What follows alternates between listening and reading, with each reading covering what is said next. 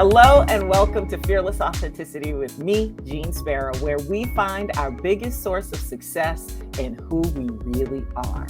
These are conversations and some meditations on what it looks and feels like when we use our unique, singular gifts to find our passions, make our dreams come true, and engage with the world in the way we were created to serve it. I hope this gets deep because that's where we find the best stuff. But don't get it twisted. It's also about the fun of life, because if it ain't fun, it ain't worth doing. And as I always say, be brave, be free, be you. Let's do this together. My guest today is a poet, spoken word artist, songwriter, and author who has won a Peabody, a Clio, an NAACP Image Award, is also an HBO Deaf poet. He's been nominated for a Grammy this year in the Best Spoken Word Album category for his Catching Dreams live at Fort Knox, Chicago. He is the lead writer for Genius, a Kanye trilogy on Netflix, and has collaborated with Ye since his Grammy Award-winning debut album. He is the Chicago chapter president of the Recording Academy, the first spoken word artist to ever hold that office. His work and his art find home everywhere, from hip hop to indie pop, community to commercial, screen to stage. He is the proud husband to singer-songwriter Tari Ture and one of the best of Chicago on so many different levels. Please welcome to the Fearless Authenticity podcast, the one, the only J. Ivy. Hey, my brother, how you doing? What's going on, Jeanne Sparrow? Thank you for being part of the pod, man. I'm so happy to see your face, like face to face. I know, it's so good to be here. This is a dream right here. What you mean? Come on, you know what I mean, Jeanne Sparrow. And you are J. Ivy. Oh my goodness. So dreams don't come true, they are true. And you are proving that every step of the way. That, for people who don't know, that is a saying that Jay has been saying, putting out there for a very long time and living it. And I actually feel like I see it as a connection to what I call fearless authenticity, that idea that, you know, you speak in what is inside of you. When I say the words fearless authenticity, though, what first comes to mind for you? Courage, not giving up, just being true to who you are, not being afraid to be true to who you are. I know as a poet, it was always looked down upon, or folks would, early on at least, some folks would crack jokes. Yeah, I mean, I had a lot of support, don't get me wrong, but there were those folk that would look down on it at times. And like, why you doing that? Why you running around campus? I was at Illinois State, and why you running around campus doing poetry? And it was just calling me. It was something that I never said, I'm gonna grow up and be a poet, but it was just, I had this poetry on my heart, and it just kept coming to me. So to be fearlessly authentic to yourself is just not being scared to be who you are or who you were put here to be. I'm so glad that you stepped into your purpose, because I remember when you first started. Excuse me. I know the feeling. Bruh, it's first thing in the morning we doing this. But I remember those times when people were like, poets running around here like they doing something, like there's always those detractors, especially when you think about the parallels between, hip hop and poetry and how those two come together, and the choice to call yourself a poet and be a poet, as opposed to taking that poetry and marrying it to hip hop, which you eventually did anyway because it was in your blood. So tell me more about that process, because some of us listen so much more to the criticisms than we do to the support. Was there a point where you felt like that kind of talk took you off your track and you always had to fight to get back on it? Or was that even a process for you? No, it was a chatter, but it was never distracting enough to stop me, because once things got rolling from the jump, it was like I was thrusted on this train, and that train was moving, and I couldn't stop it. Like even when I would get down, or I would feel like, oh, maybe I should be doing something else, God would be like, here you go, and or the phone would ring, or an opportunity would pop up, and it was always something keeping me moving forward. So like, yeah, you had that noise, but my first time ever performing was in high school. I had a teacher named Miss Argue. I've told this story, but I don't know if you heard it. I So my love English, this story though. And here's the thing, good stories are worth telling over and over again. I was praying you would talk about Miss Argue. I love Miss Argue. I owe her a call. Paula Argue, big shout out. She had us write a poem for homework, and again, I wasn't into poetry. I was real good at writing notes to girls, but that was about it, But I didn't look at that as a gift. I just thought it was something I could do. And we come to class the next day, and I'm expecting to turn in my homework, and she makes everybody read their poem in front of the class. So then after class, and I'm scared, nervous. Public speaking was not anything I was trying to be close to. So she pulled me to the side after class, and she gave me an A on the poem. And then she said, "You have a nice speaking voice. I have a show coming up. I want you to do this show." I'm like, "Nah, Miss Argue, I'm not, no." So I didn't do the show. A few weeks go by, Miss Argue approaches me again. She said, "Last time I asked you to do a show, you faked me out. I got another one coming up. Not asking you, have to do it." So she makes me do this show. And my first time ever on stage, I got a standing ovation. So after that, I was like, "Ms. Argy, when's the next show? When's the next show?" But it was like in an instant, my life changed on that stage. I went from this scared little kid who felt invisible, who lacked confidence, who felt like nobody saw him or paid attention to him, to, oh wow, I do have a voice. People are listening, and I'm getting all this love from it all of a sudden. So I needed that feeling again, and I just fell in love with being on stage and fell in love with writing. And so I was on this train, and it was freeing me. So the chatter is like, okay, that's just chatter. It's just chatter in the wind. Chatter in the wind. Oh, I love that image though of you on this train now, because then it feels like a journey, right? And a journey that while you may be directing it, I get the sense that you're also following where it leads. So what's that dance like for you?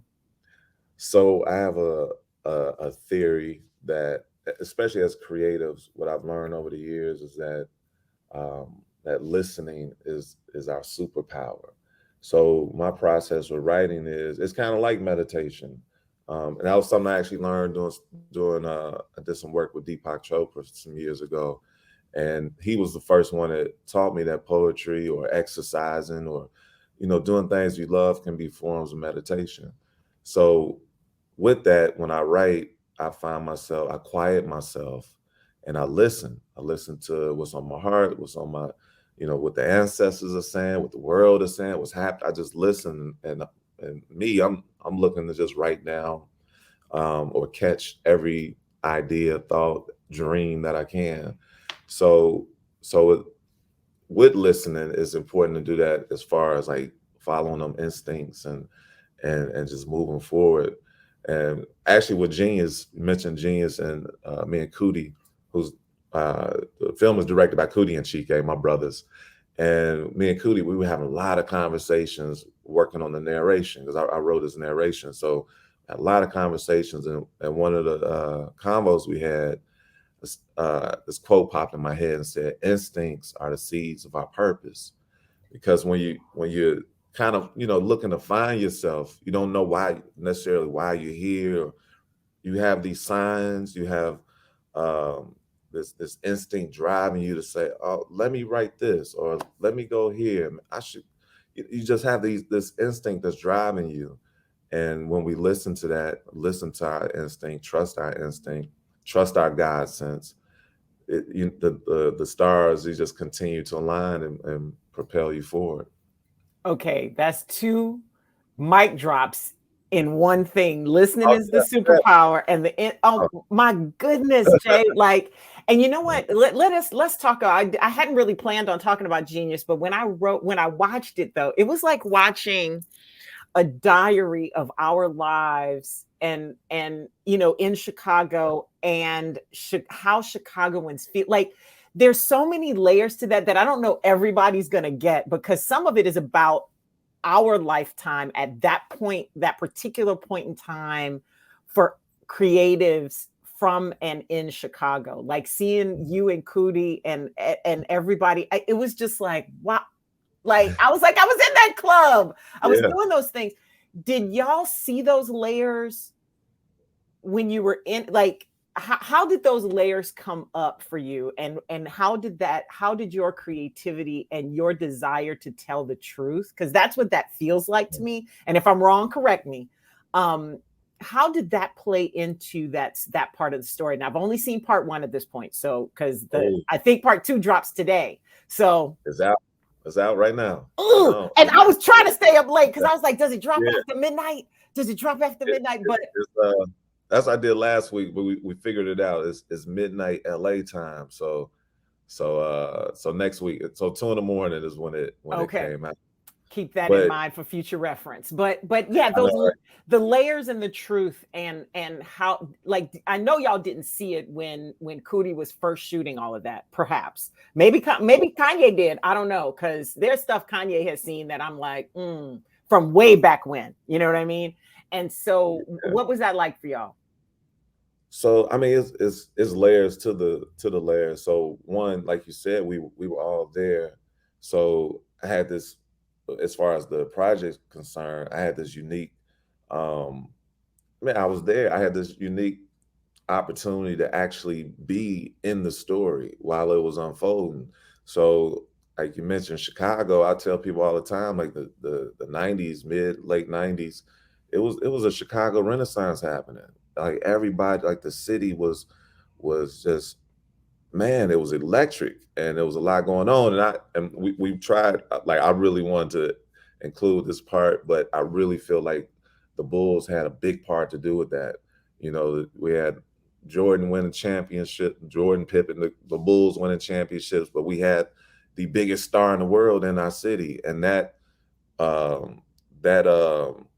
fed the economy. It fed the economy, and it was the city was popping. So it didn't matter if you was a singer, an MC, a comedian, a poet, a radio personality, like it was popping for everybody. An actor, like everybody had it going on. So to live through that and just know what that looked like, what it felt like, it was incredible. But one of the things me and Cootie talked about is, like, looking at that time, we were making history, but I didn't necessarily know it. Like, you had Cootie and them with Channel Zero, so you had folks on TV.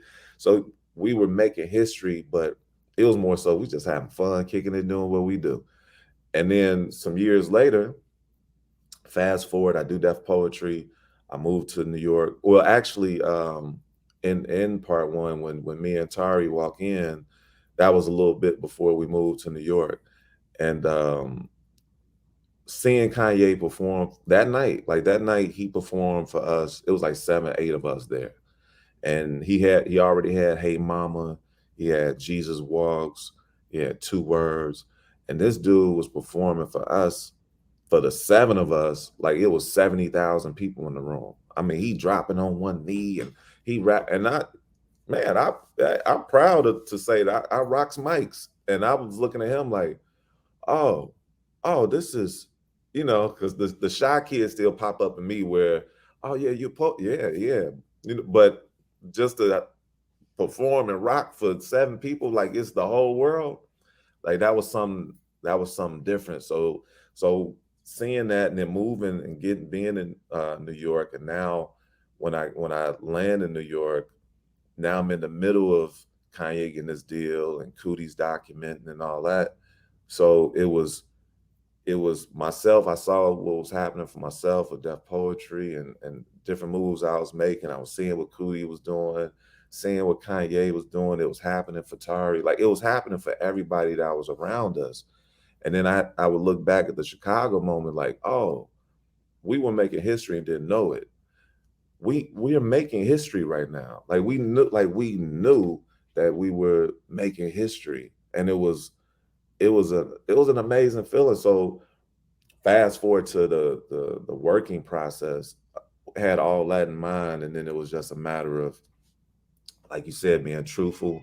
Like, we love our brother, but it's like, okay, let's operate with an unbiased love, because we need to tell the story the the right way. It needs to be authentic. It needs to be authentic to Cootie and his voice and his journey, authentic to Kanye, authentic to Chicago, to hip hop, to culture. So we wanted to really just make sure we was telling the story the right way. That was number one. And I would tell Cootie all the time, said, my rule of thumb for writing poetry has always been, if I feel it, other people will feel it. So while we working on this, if we feel it, the people go feel it. So that was the some of the approaches. I love it. I thank you for letting us in that, because that's what I felt. I felt like that I was watching a bunch of different stories at the same time. And part of it I knew was because I was there and I had my perspective, and seeing somebody else's perspective of it, and even explaining some of the stuff that I had seen, heard about, and been privy to, and been like, something don't sound right. And then you get the truth of it, because that's the beauty, I think, that I often see in your work. But I think the beauty in life is when you really listen to what is true and right. When you hear something that is not, you may not be able to put your finger on it, but you know that it's there. And and I try to root that out in myself, because I think we often try to please, especially as performers. We try to get out there and do stuff. And I wonder how that process is for you, because you are very flexible in your art. You do everything from working with Kanye to major corporate brands, which is a whole other lane. And then the Deepak Chopra and the community work you do, and kids. Like, you do a lot of stuff in keeping arts in schools, which that's a whole other lane I want to talk about, but specifically, but flowing through all those different things, those are different audiences that need different things. How do you keep your truth and that kernel of truth in it without trying to cater to it, right? Or to please? Yeah, I mean, well, one, like, flow is key. That's been like, that's one of our theme words, flow. So to move in different spaces, the foundation and everything that I do is poetry. It's poetry. Is a writer at the root of it all is I'm a writer. I'm a writer. So if I'm, kicking some bars poetically over here, or writing on a film, or working on some music, or writing proposals, with the Recording Academy, like, let me write this out and tell them how I feel, because we need to make some changes over here, like, whatever. Like, I know that I can, I'm confident in myself, finally, finally, because that has been an issue over the years, just finding that confidence. But I'm confident that I can get my point across, and I can flow and adapt. I don't know if it's a Pisces thing, maybe Pisces in the house. 3 because you got a birthday coming up. I'm just saying, but yeah, it's I think it goes back to the listening, and just like really trying to hear, okay, what does this call for? And a lot of times, people are typecast too. So a lot of times people, they might want me to come in and do something, but like, Jay, we don't want it to be poetic. And I'm like, I know I don't want it to be poetic either. Like, it just depends on what the project calls for. So it goes back to listening, it goes back to flow, it goes back to being flexible, and just knowing where we're going. Because once you know where you're going, then it's easy, or easier, to navigate and figure out how you're going to get there. Let's talk about that confidence thing, because that's not at all my image of you from the first time I saw you performing, here. When did you know that you had it? When did you know that you had something to offer for sure? Or is that something you still question? Man, for sure. Like, well, I get that first time on stage. It's funny, is this duality. That first time on stage, I gained a lot of confidence. So another part of that story, when Ms. Argue made me perform, was we actually went to another high school before we performed at our school. And we were performing for 2 groups of kids, our peers. So we were performing for other high schoolers. And the first group come in is like 80-something kids. And I performed. I was, terrified, right? Performed. And I was so scared that I walked off with my head down. Like I was just, oh my God, let me out of here. Right. When I sat down, the kid next to me was like, man, you see that? I was like, what? It's like, man, you got to stand up, standing ovation. I said, what? He was like, you ain't see no people stand up for you? I said, no. So that group leaves, another group comes in, another group of 80 kids, high schoolers come in. And this time I'm more confident. This time I'm now projecting my voice and I'm into the piece. And I wasn't worried about forgetting it because I was really worried about I'm gonna forget the word. So I knew the words and I performed this piece. And when I finished, I stood there and watched the room stand up. And I gained a lot of confidence in that moment. Now, through the years, I've wrestled with the that childhood, that damaged kid and inner child who still want to shrink in the back and nervous about speaking in front of people. But I definitely knew early on that I had something special. I like to see the way people were responding, and then to grow in this for, man, we talking, Lord have mercy, 30 years. Yep. 30, We've been around that long, my brother. That's the yeah, crazy piece, right? You like, I've been doing yeah, this. I did the math on when I first started in radio, and I was like, oh, Father, that's a yeah. long time to be doing this. And I still I love it after all these still years. love it. That's the part Still, that's still love crazy. it. Um, Still. let's talk about, especially when you talk about that damaged kid part. Dear Father, Mm, um, the vulnerability of that poem, of the book, of the transparency too about the pain. mm. I think you liberated a lot of people with that, and continue to with the project of writing the letters. Talk to me. Excuse me, Lord have mercy. Lord have mercy. Okay. Talk to me about the biggest challenge you face, because I see that as a challenge. Like, that's hard for me, that vulnerability and that transparency, because it's like it's easy to control the narrative and tell only the pieces that you are comfortable telling. But there were times that I felt that you wanted to leave everything on the paper, and everything with that particular project that I'm thinking of. Yeah. Um, what was that process like? And was that the biggest challenge you ever faced in doing that and choosing to do that? And if not, what was? Yeah, that was the mountain there. That was the mountain because my father, he was my hero. He was is what he was who I looked up to. So for that um for that parent, for that father figure to not be there, it was devastating. And I actually, so my father did radio. I don't know if you knew that, but his name was Jim Richards, and he did radio in the 70s and the early 80s, and I would actually listen to him on the radio before I would walk to school in the morning. And so people always compliment me about my voice, but man, his voice, oh my God, he had one of them. Remember that guy in Ohio some years back and went viral, the man with the golden voice? Yep. That's how his voice reminded me of him so much. So so to not have that, it was devastating.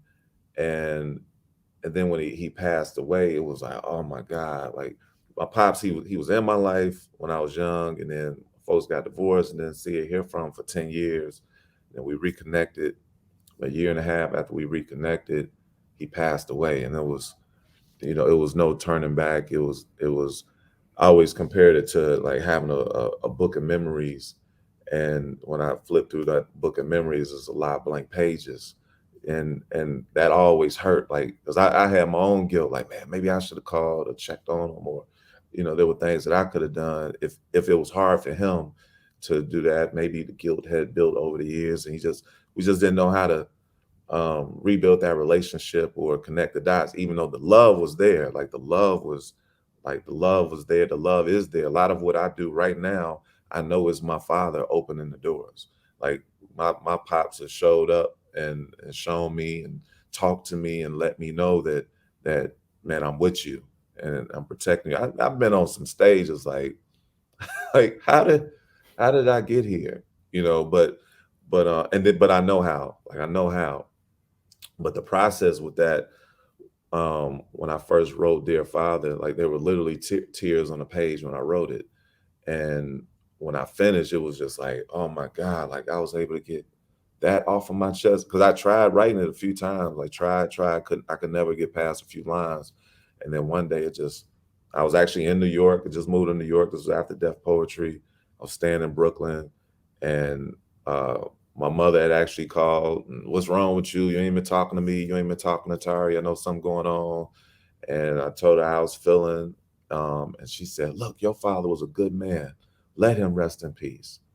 And it just hit me. Like it, you know, when your mama talk, you listen, but then what she said, it was like the truth in her words were like, yeah, he was a good man. He was just hurt. And now at that point, being a young man, I know what it is. I know he's not uh uh I know he's not bulletproof. I know what it is to be a young man with feelings and emotions, and to now know stories of the traumas that he had gone through. So it was a lot going on in my mind, and I knew she was right. And I said, well, I need to forgive him. I need to forgive myself, and I do need to let him rest in peace. And I wrote that poem, and it was like right after I wrote it, it was like all that heaviness and weight and the depression and the anger, all of it just lifted off. And I was like, oh my God, like this feels amazing. It feels like this feels amazing. So I would share it with people. And I remember the first time I performed it, I said I gotta perform it at home. So I came home to Chicago. We had a show at the Cyber Museum. I remember that show. Yeah, yeah. That was, man, that was 20 years ago. That was 20 years ago. Performed the poem, and it's a vulnerable place to stand in, but I found that there's a lot of strength in our vulnerability. Like it's when you just face it, now it just makes you stronger. So I stopped performing after a while, but then I found myself in these conversations about it, and I would see how it would help people. Or when I would perform it, a lot of people come up, and now it's a therapy session. Now we on the couch, and we talking and we building, and I'm no doctor or anything, but I can at least share my experience, and okay, and hopefully it helped. It helped me, so maybe, just maybe, it'll help you. So that eventually turned into the book, and the book was just a much deeper dive into that conversation. And yeah, I definitely want to leave it all. And I said, if this is the one thing people get, they go know what it is. So yeah, big shout out to my pops, Jim Richards. I love you. That is beautiful. And, and there's a lot to be said. There's a lot packed into what your mother said about letting people rest in peace, because it's not just about when people pass on. It's also about making peace, to me at least, with how we see them, and making peace with what their story is for us. What do you think is your biggest bounce back from setback? Like, is there a consistent thing you do? Like when you get a missile thrown at you and you like, whatever, or you feel like you failed at something, or you feel like, oh gosh, I'm trying something new and I am going to mess this up. Do you have a strategy or something to bounce back from that? Man, like I kind of feel like this is the biggest bounce back, like right now. Like it, the road's been up and down, but when you love what you do, you keep moving, and it doesn't make the down so down, but the downs are still down. it's still it's still hard, it's still rough, it's still, oh man, you still got bills coming at you, still, you made mistakes, you it's not, it hasn't always been easy. And I know we went through a season, maybe 2015, 16, where things were still like work would come, but it's okay, it's like stop and go. And it got tight. It got tight. And I remember telling Tari, this is like January 5th. And I said, man, babe, I was like, it's January 5th, and this has already been the best year of my career. January 5th. And this is after, again, the love keeps you going. There is no stopping. So to me, like, the bounce back is just to keep moving. Like, that's the bounce back. Like, even like Tari, like, yo, you need to move. When you move, we do well. Move. Like, don't just sit still. And to me, like, that's the biggest reminder is just do things, remember the love, always do it for the love and passion for it. But then also I do a lot of things without expectation.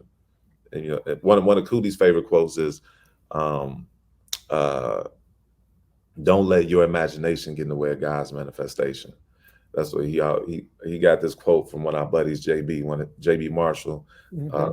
pastor, JB. Yeah. And so he always says that, and I'm like, man, you're right, because we were always, remember back in the day, we would always say, man, this time next year, man, we doing this, man, this time next year, and we do need to have positive outlooks, but it's also something special about uh, moving away from the expectation and remembering to just be in the now and enjoy the moment, and so that's like the biggest bounce back right now, right I now. love it. I love it. I love it.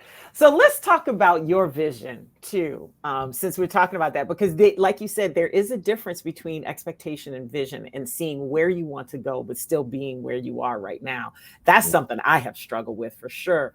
But I even think about like how you see things, because like the John Legend story, giving John Legend his name, and look at what he's done with that. I don't know if we'd be loving on John Stevens the way we love on John Legend.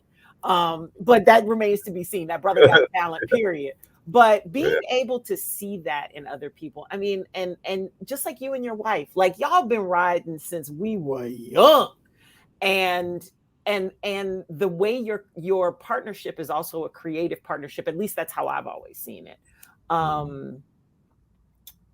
Talk about vision and the best piece of advice you've either gotten or given about that vision. You just talked about Cootie's, but what about yours? Yeah, I think the vision to me, it goes back to the instinct. So even with John Stevens, um, I'm there in the studio. We just recorded "Never Let Me Down," and he Kanye, he just kept playing "Never Let Me Down" over and over. We just kept listening to it, and then he all of a sudden he was like, "Man, you heard this singer named John Stevens?" I was like, "Yeah, I've been hearing about him in New York. We were in LA recording." So he's like, "Man, they play his records. It plays his record. Record is incredible." And an hour later, John Stevens comes in the studio. I'm surprised. I'm like, "Oh, he here." I'm like, "Oh, what's up, bro? How you doing?" I was like, "Man," I'm Jay Ivy. I'm a poet from Chicago. I was like, "I heard your music." I was like, "It sounds amazing." I was like, "Sound like that music from the old school. It sound like that music my folks used to listen to back in the day." I was like, "Dog." I was like, "You sound like one of the legends." I was like, "You're a legend. You're a legend." Matter of fact, that's what I'm gonna call you from now on. I'm gonna call you the legend. So start calling him John the Legend. But it's just me and him talking. And I'm just having fun, kicking it, and meet a cool dude. Music is amazing. So a couple days later, we're still in the studio, and it's like 10, 12 of us in the lounge.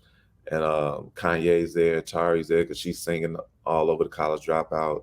Cootie's there, in walks John Stevens. Everybody shouting him out. "Oh, John Stevens in the building. John Stevens in the house. What up, John Stevens?" And I was like, "John Legend." And everybody looked at me, looked back at him. They was like, oh man." Kanye was the main one. "You John Legend from now on, from now on." So that's how he got the name. And really, for me, like when I think about that story, when I think about the things that me and Tari have gone through, I think it's not just instinct, but it's also just having a very strong belief, like when you just really really believe, because belief and having no fear, talk about fearless authenticity. That's what got me in that moment to begin with. I wouldn't have been there recording if um if I didn't have the fearlessness, or if I didn't listen to my instinct, if I didn't just believe that this is what I was supposed to be doing. So to me, like when you believe in that way, the like vision is just, I don't know, it's kind of like it's almost secondary. Like it just, like it's vision is almost the the belief being realized. You know, you see it, like you dream it. Like a lot of times I remember early on, I would dream and see myself on stages, big stages, even though I'm in my mama basement introducing myself, practicing like, yeah, coming to the stage, y'all give it up. But I would see thousands of people. So I would dream. I'm a dreamer, so I definitely would dream, but it was the belief that allowed me to dream, and then the instinct guiding me along the way. And God just been, here you go, here you go, here you go. And I'm like, thank you, God.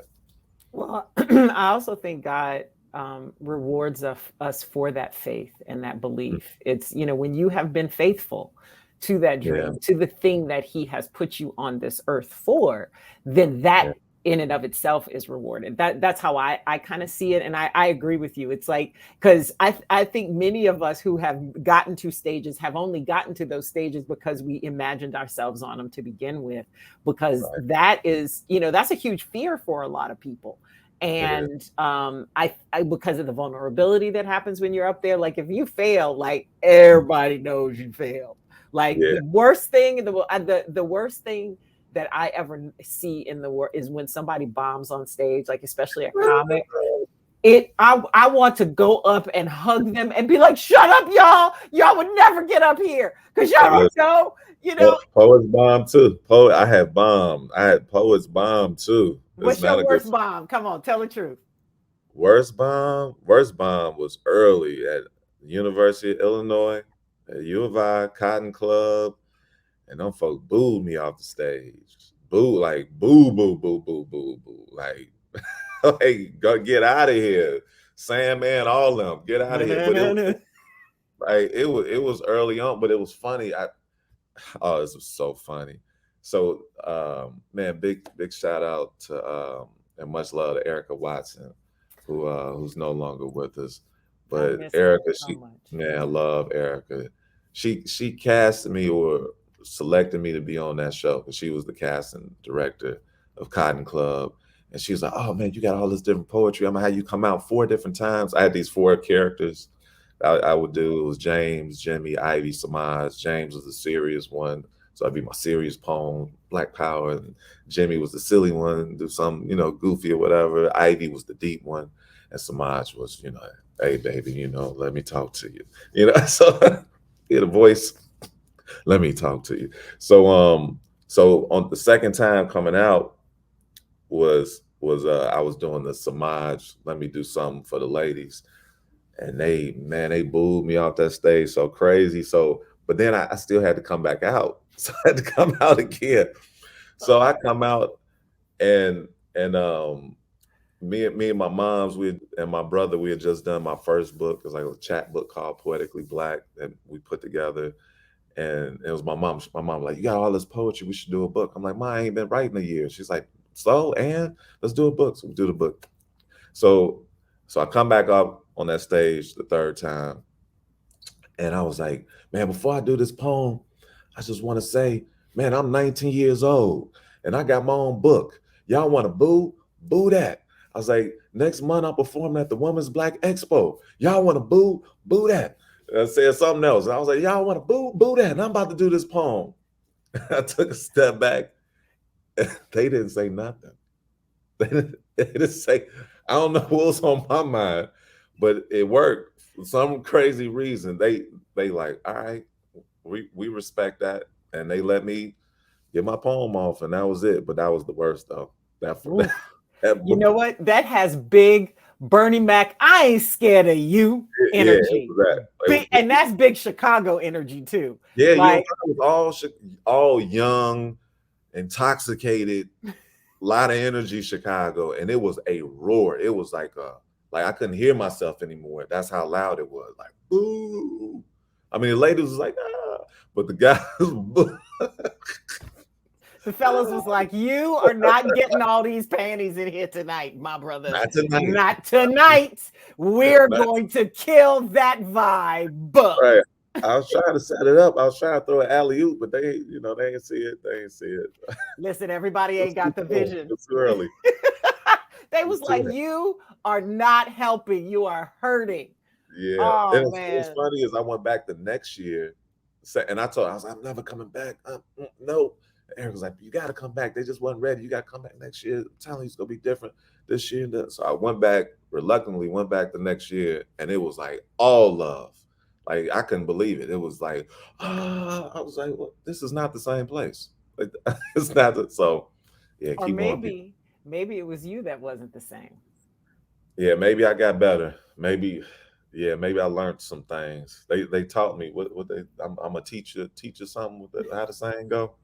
I don't know. I'm gonna learn you. I'm gonna learn you. I'm gonna learn you a little something right now. I'm about to learn you something. Yeah, I'm gonna learn you a little something. Yeah. So they grew me up real fast. And thank God it happened, and thank God you got back on stage. Like, because had that not been the way that show was set up, I wonder what would have happened. Like how long it would have taken you to get back on stage. You had no choice at that moment. Yeah, it was like I had to, and it was funny. It was around that time. I had moved to North Carolina, and then so I came up from North Carolina. But during that period, shortly after that I'm back in Carolina, and Love Jones came out. I'm in the theater watching Love Jones. Like, what am I doing down here? I got to go home. Because I was on the scene. I was just gonna say. I was on the scene and went to Carolina for like 7 months, and then I'm watching this movie like, I'm missing this. Right back home. All right, Because the way we went ape shit over that movie, like when Malik was on stage, like everybody who was on stage, dropping their bars, doing their poems, and you're just like, I've been there. I've been in that spot. Every time I drive down Chicago Ave, I look at the space where that place used to be and just go, those were the days, man. Y'all don't even know. Was that Spices? Spices. I couldn't think of the name of it because they called it Spices. Poets or something in the movie, but I think it was Spices. I can't think. Spices was right before my time. I was like Rituals and E2 and the Cotton Club, and I used to go to All Jokes Aside and do poetry. I was wherever I can find somebody to listen. And you know what? The thing about Chicago, and this is just from a different perspective, when Chicago audiences love you, they love you forever, but they are also honest with you. And so it's a two-way street that you have to learn how to take it as much as you want to give it. I've told people that so many times that the hardest crowds I've ever performed for have been Chicago and Philly, but Chicago is like, you get on stage, what you about to do? But if right. But if you can, but like you said, you break through that and you touch people, they love you forever. Love you forever. And my grandfather would always say, like, you can make it in Chicago, you can make it anywhere. And when I was a shorty, I didn't really get that because my granddaddy, he's always in Chicago. So I didn't having that world perspective. I didn't know if he necessarily had that. But then getting older, like, oh, that's true. You can make Chicago, you can make it anywhere. Agreed, 100%. And the thing about Chicago is that you always try to get back to it. Like literally, once you get that Chicago love, it's like, oh my goodness.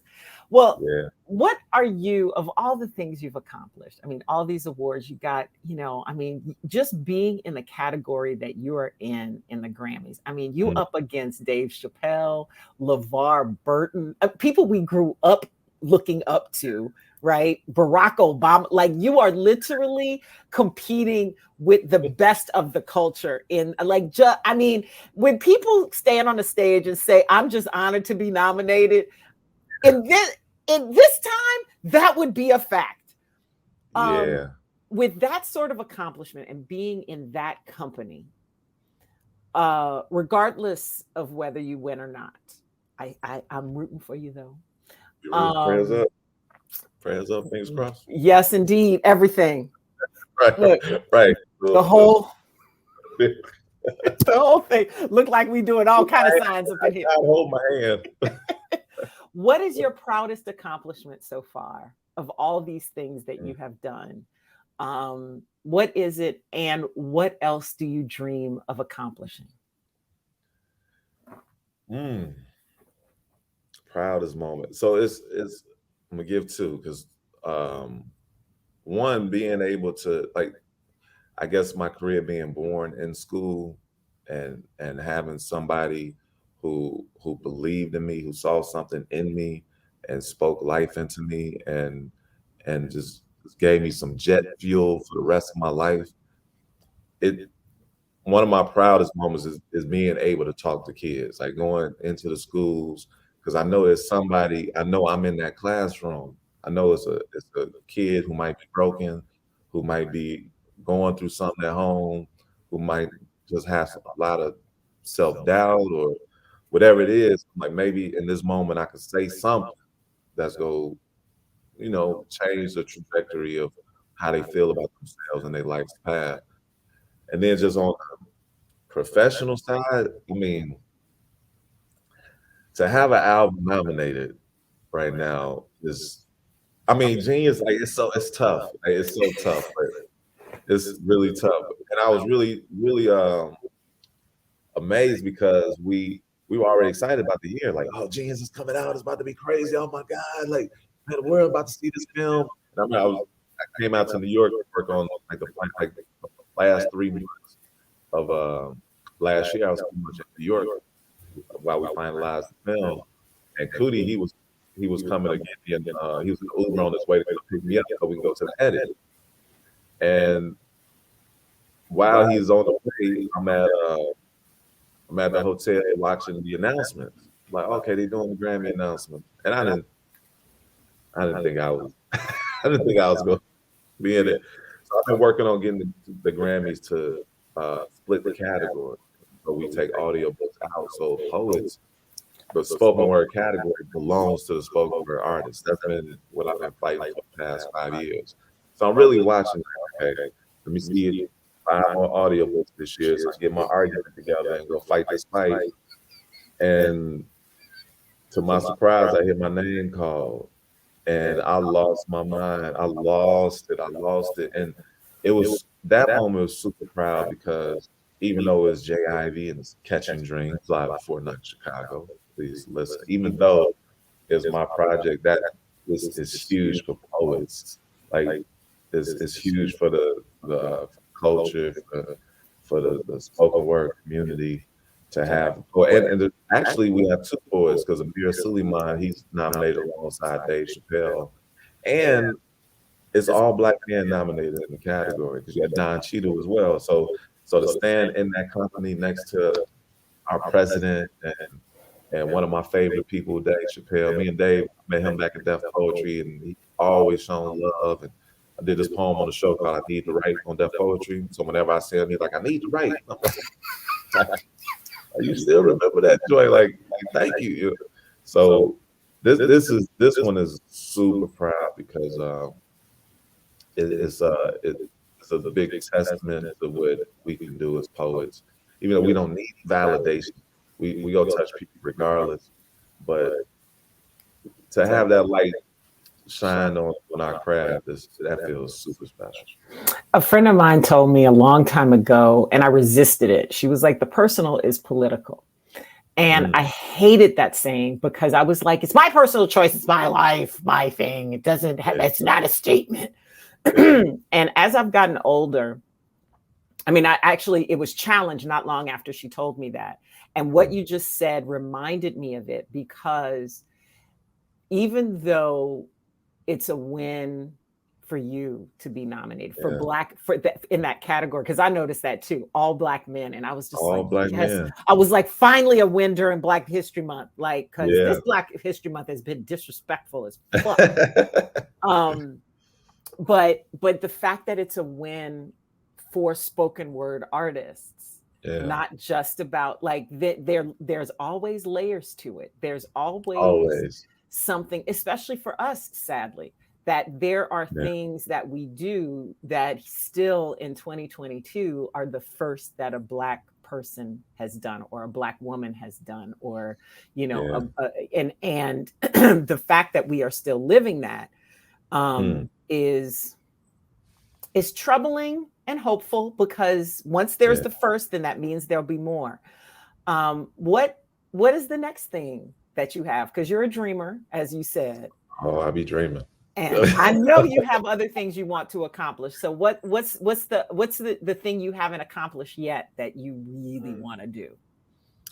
Uh, well, acting was actually my first love, my first dream, because I wanted to act. But this was like when I was a kid, and definitely didn't think it was anything remotely possible. It was just I remember I would watch movies and emulate them. What every kid did, but I would critique them before I knew what the word critique meant. But I'm like, oh man, you should have moved his hand like this. It was just Giving little, notes. yeah, yeah, yeah, just being my own little world, having these conversations. So doing doing feature films, that's the next the big dream. That's the one where like, I've been in some films, been in some amazing short films. Four Seasons is a short film that I was in. We won awards. It was in Cannes. So big shout out to I got Kurt Williamson and Nia Fairweather, the director and the writer of that, and Nia also starred in it. So and that gave me a taste of it. I'm like, oh, see, I knew this was it. And then we did with Cootie and Chike, we did the Muhammad Ali documentary, Yes. and we did a Martin Luther That's how King you got the documentary. Image Award for Yeah, Ali, right? Yeah. yeah. So Ali, we won. King was nominated. Um, so I mean, that was still more in the poetic lane. And that was on Grand Crew. The Grand Crew was still me doing poetry. I had a scene. The scene ain't make it because they had to trim the show down. But I want to get into just more into the acting. Um, Definitely more books. Definitely more albums. I have an album right now that's coming out. Trying to think. I think we put it out in April. But then that one's done with mixing and mastering that one. But I'm working on a new one. I just cooked up something crazy last night. Oh, this one gave me. I was like, oh, wait. Yeah. So going back to the studio today to work on the thing is just keep like getting things out there. It's one of my biggest things, and this goes back to one of your earlier questions. One of the things that like tripped me up over the years was not finishing. So that was always not finishing, and what attributed to the not finishing is overthinking. So okay, don't overthink it, and make sure that okay, this is what we're working on. We gonna finish this, and really like when I started to finish things is when the doors really started to open up. It's like people always show love over the years, but then when I had an album to leave them, I had a book to leave them. It changed the game. It opened up more doors. So for me, I'm on a mission to just keep finishing and keep getting things out there. I can't wait to see more. I cannot wait. I'm excited. One last question. It's last question I ask everyone. When do you feel that you are at your best, truest, most authentic expression of you, Jay Ivy? On stage. On stage. That's when I feel the freest.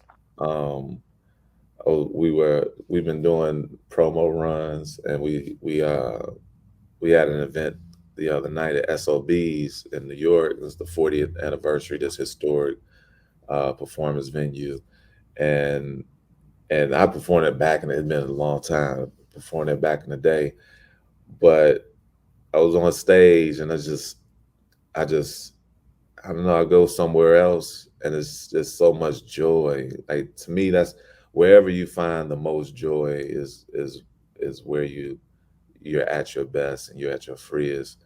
And just being on stage, whether that's doing a promo run with Cootie and Chike, or man, being on stage with Tari Teray.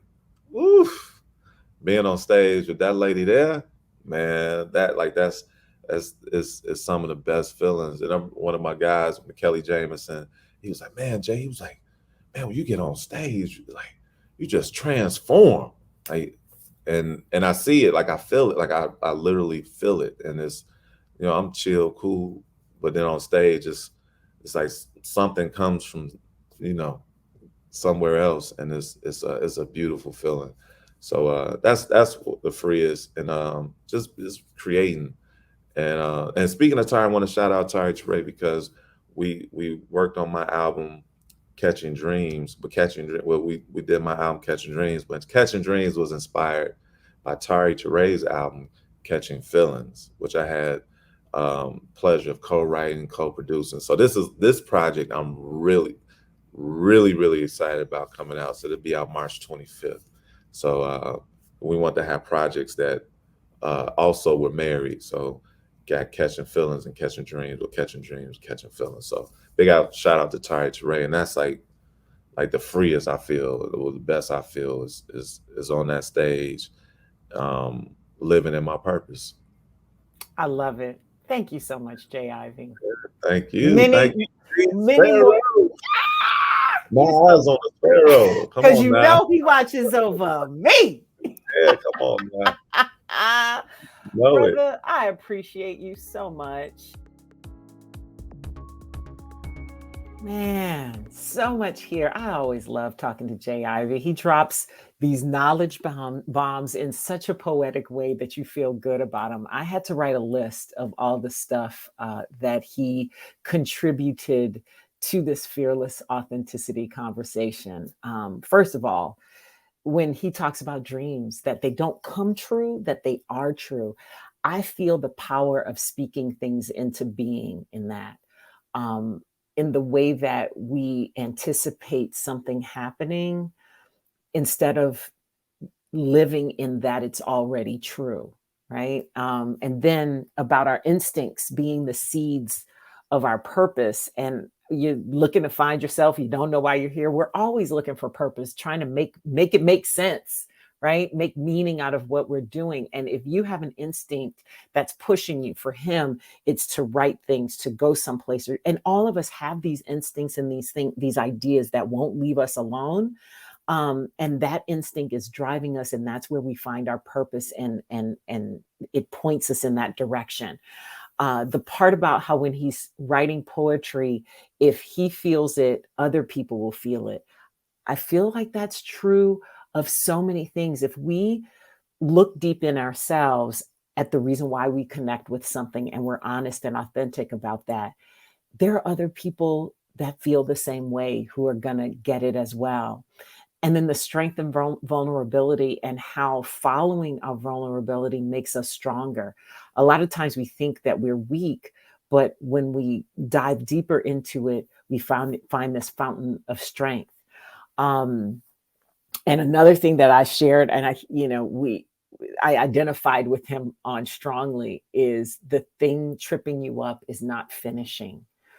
And the thing that kept you from finishing is overthinking it. A lot of times we will talk ourselves out of our greatness because we're like, oh, that's not good enough, or I'll wait till it's perfect. And to me, that's how that not finishing manifests in my life. I don't know how it does in yours. And I will leave you with this. Listening is our superpower. We have heard since we were kids. You have 2 ears and 1 mouth because you're supposed to be listening twice as much as you speak. But the fact that there is power in listening and not just in being heard. And I think so many of us want to be heard so badly that we don't realize we're giving people power when we hear them. So thank you, J. Ivy. I love you to pieces and love all the success that you're having, and can't wait to see you rise higher and share more of this. Thank you also for listening to the Fearless Authenticity podcast. I appreciate you. I also appreciate my podcast production team for putting this together. I hope you'll follow me at JM Sparrow on social, and that you will like, rate, review, follow, and share this podcast wherever you get them. Also check it out on YouTube if you are listening. We do have the video version if you want to see the video of our conversations, and make sure you reach out and stay in touch. Send us comments, questions. We want to know what guests you want to hear about, who you want me to talk about their fearless authenticity with. This has been Fearless Authenticity with Jeanne Sparrow. Thank you so much, and we'll see you again soon.